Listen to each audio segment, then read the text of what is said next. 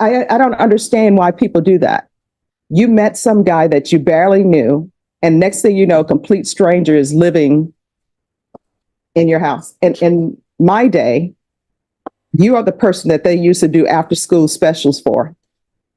You're just a walking Lifetime movie waiting to be happening.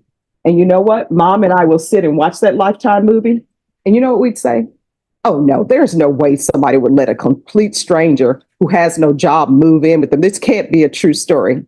And then you know what happens in the Lifetime movie? The screen goes black, and then you got a law named after you. Yes.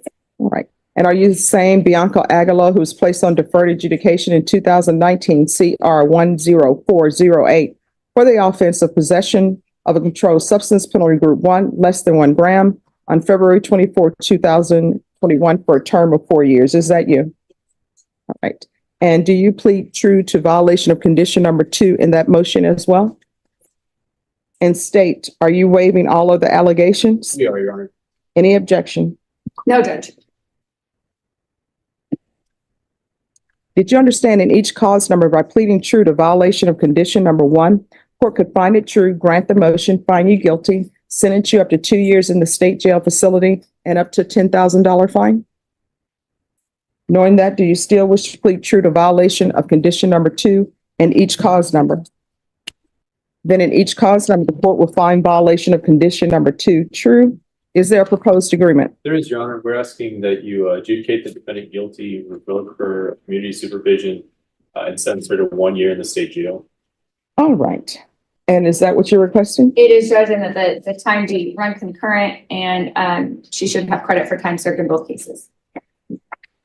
She has 480 in one case and 478, I believe, in the other, but she also did 9 months in safety.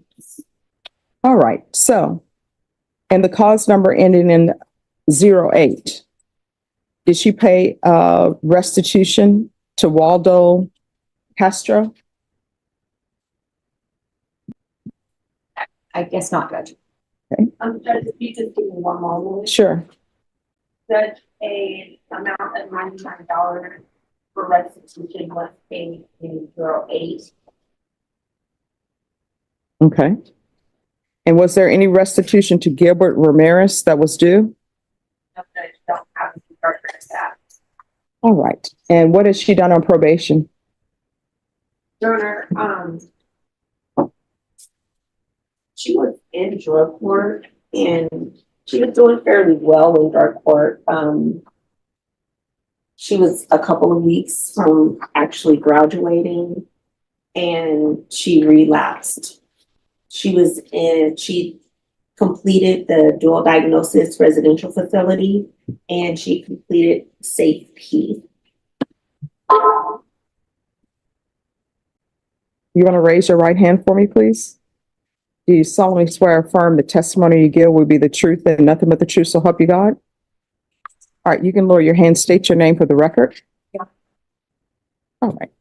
So what's going on with your life? Why didn't you successfully complete probation? I got especially Okay, you're going to have to stop whispering. I can't hear. I went around with the wrong people again, but I was doing very well. I was able to maintain a job. I actually still have my job. They put me on a leave of absence for now. I was renting my own house. I still have my house, thank God. But I had a setback. I relapsed. All right. So there has to be more going on because felony drug court just doesn't kick you out because you relapsed. I was mixed up with the wrong crowd again, and I'm not. What does that mean, the wrong crowd? I went back to the same people that I kind of distanced myself from. But still, felony drug court, if you get involved with the wrong crowd, and I always tell people, when you say you're involved with the wrong crowd, if those people were before me, they would say, I'm involved with the wrong crowd. And I would ask them, who's the wrong crowd? And they'd say, Bianca. So at the time, when I went on a 4-day jail sanction for coming up dirty. And so when I went on this 4-day jail sanction, I was talking to a guy, and I guess the guy that I was talking to, they got word of it. I'm not sure if it was from him. X. I'm not sure exactly how, but they got word of it.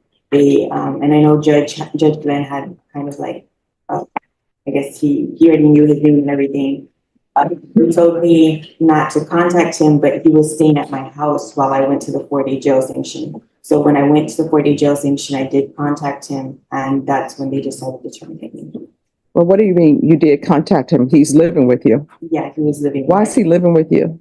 He wasn't at the time. He just didn't have anywhere to stay. He was there for about a week, and then my dad ended up going over that weekend when he found out that I was doing the 4-day jail sanction and kicked everybody out of my house. So So here's my question. What is your relationship with this person? No, I mean, when you had him staying at your house. I mean, it was like a sexual relationship. Okay, so this is what I don't understand, and help me understand. I understand that people fall in love, right? But I don't understand this thing that women are doing now and men are doing too. But you're female before me, so I'll just say what women are doing now. I don't understand why women are having grown men live in their house. They don't have a job, so they're not bringing anything to the table. All they're doing is taking resources. They take the food because they don't have a job. They send you off to work. They don't clean because they feel like a woman should be doing the cleaning and the cooking, and they bring nothing to the table. I mean, are women so desperate now for men that they're just like, you know what? I know you don't have a job. I know you have no means of supporting yourself and you're a grown man, but come live with me. Is that where we fall into? That we're so desperate to have a man in our life that we would risk going to the state jail facility for 2 years to have a man in our life. And the thing about it is, I know with felony drug court, they probably told you more than one time not to have contact with him. They told me that weekend because it was that week that they found out about him. I had just known him a couple weeks. Okay, and here's the other thing. You know somebody for 2 weeks, and next thing you know, they're living with you. You know, that's how children end up getting killed. Let me just tell you, in my experience as a prosecutor and defense attorney, you know what ends up happening? A woman will go out, meet some guy at a club on Friday, and instead of that guy having enough money to take them to a hotel or motel, they just come back to the lady's house and they never leave. I'm like, this is just, I don't understand why people do that. You met some guy that you barely knew, and next thing you know, a complete stranger is living in your house. And in my day, you are the person that they used to do after school specials for. You're just a walking Lifetime movie waiting to be happening. And you know what? Mom and I will sit and watch that Lifetime movie. And you know what we'd say? Oh, no, there's no way somebody would let a complete stranger who has no job move in with them. This can't be a true story. And then you know what happens in the Lifetime movie? The screen goes black, and then you got a law named after you. So I don't know why I should just give her a year for disobeying the rules of felony drug court. And I don't think it's just one time. Felony drug court doesn't do this thing, because I used to be an attorney in felony drug court. If I were in felony drug court, they would say, Stephanie, we don't want you having contact with John Doe, because John Doe is a drug user. John Doe sells drugs. Don't have contact with him. And I'm like, oh, okay. And then they catch me with John Doe. You know what they do? They don't kick me out of drug court. You know what they say? Hey, this is the last time we're going to tell you. We're giving you this amount of time to get John Doe out of your apartment. And if you have issues with John Doe getting out of your apartment that's in your name, here's an attorney for you. They will do the necessary things and tell you what you need to do to have that person removed from your apartment. I know they did that. And I don't think you told them John Doe was living with you. I think you were shocked. They learned he was living with you. Okay, so I didn't tell them. I did try to lie about it in the beginning, but when I went in to talk to the judge, I already knew what it was about. I didn't know what it was about. Because you know they found out. They didn't find out he was living with me, but I let them know that day because I just knew that he pulled up the records. I know how Judge Glenn is, and I know they've given me multiple chances, and so they had to tell me that was it. And I understand that I was in there for 3 years, so I know Elsa knew me very well. And do you have children? They have 2 children there with their dad. And you letting this man come in your house just put your children before that man, were you planning on ever having visitation with your children? And then you know what would have happened? You would have had visitation with your children, and that man would have been there, a complete stranger. And children are always depending on their parents to alert them to danger and not bring danger to him. And you know how children sometimes end up getting abused and murdered because parents are letting complete strangers come live with them. And that same guy that you have who's not working, and then he sends you off to work and you leave your children with a complete stranger. That's what happens. All of this because people have, I guess, no self-esteem for themselves or lowering their standards. Let me help you out. At some point, you know what the bare minimum standard you should have if you're getting involved with a guy? Unless he is super wealthy, that person needs to have a job. You don't need to be supporting an adult male. You're not even supporting your children, but you're supporting a grown man. I'm not going to give you a year.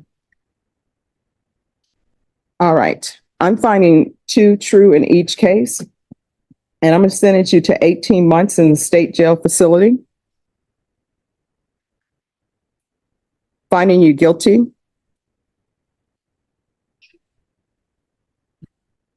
Give you credit for any time served. Does that include her safety? Did she successfully complete it? It's my understanding. Probation, did she successfully complete safety? Yes, sir. And I believe DDR. Yes, sir. Okay. I'll give you credit for safety because you successfully completed.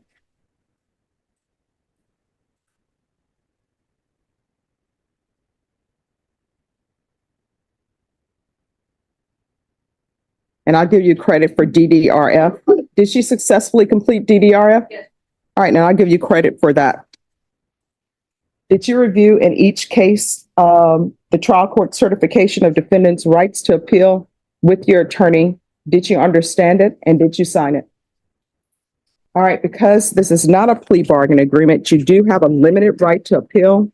And that right to appeal is as it relates to the allegations in the motion, not the fact that you were on deferred adjudication. Do you understand?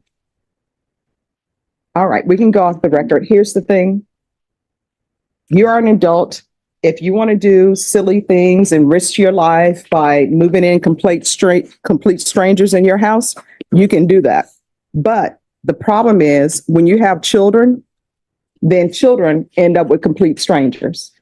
And people will always tell me they will not allow drug addicts or whoever to babysit their children. That's what you do when you move a complete stranger, a grown man who doesn't have a job. Have some standards.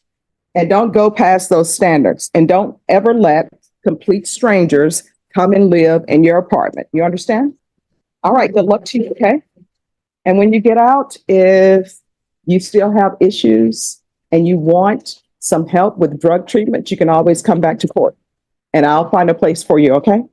All right, good luck to you.